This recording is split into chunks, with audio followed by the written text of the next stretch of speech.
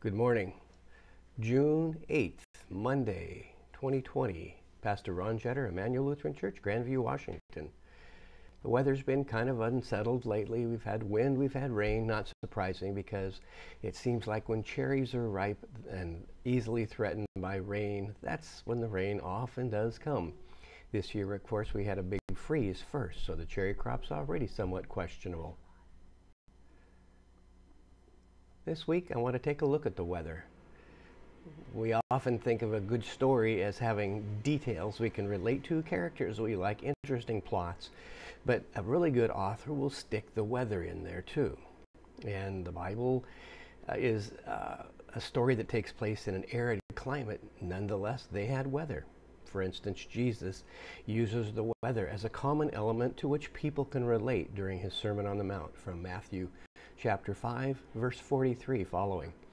You have heard that it was said, you shall love your enemy and love your neighbor and hate your enemy. But I say to you, love your enemies and pray for those who persecute you, so that you may be children of your Father in heaven. For he makes his sun rise on the evil and on the good, and he sends rain on the righteous and on the unrighteous. For if you love those who love you, what reward do you have? Do not even the tax collectors do the same? And if you only greet your brothers and sisters, what more are you doing than others? Do not even Gentiles do the same? Be perfect, therefore, as your heavenly Father is perfect. What does this mean? Be perfect as your heavenly Father is? Be unprejudiced in your approach to other people. Love all. Think down on no one. Look down on no one. Belittle no one.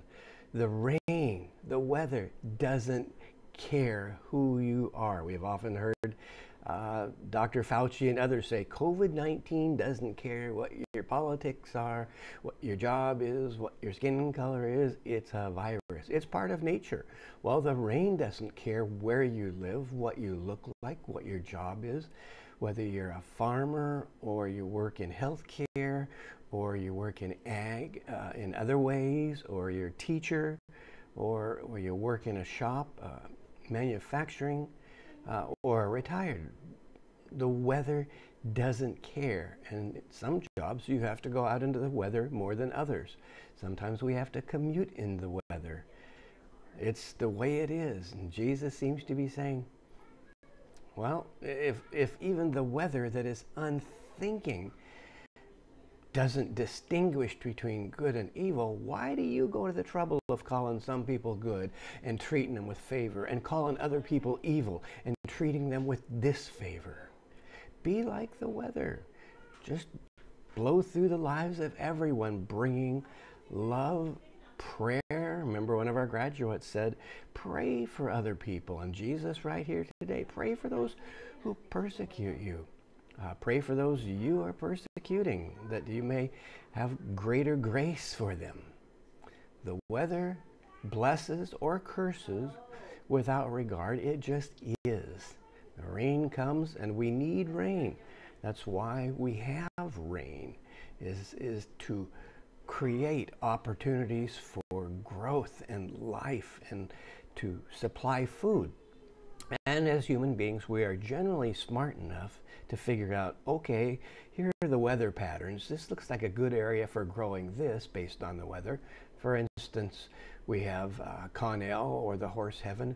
Great for that dry land wheat that doesn't need irrigating, doesn't need regular rain. It needs some moisture at certain times in order to germinate the seed, in order to put moisture in the soil to allow that stalk to grow and the head to mature. But it doesn't have to have lots of moisture, which east of the Rocky Mountains, things get quite a bit, and they can grow things that we can't without irrigation. And we've used rain and snowpack, figured out how to store it and how to distribute it.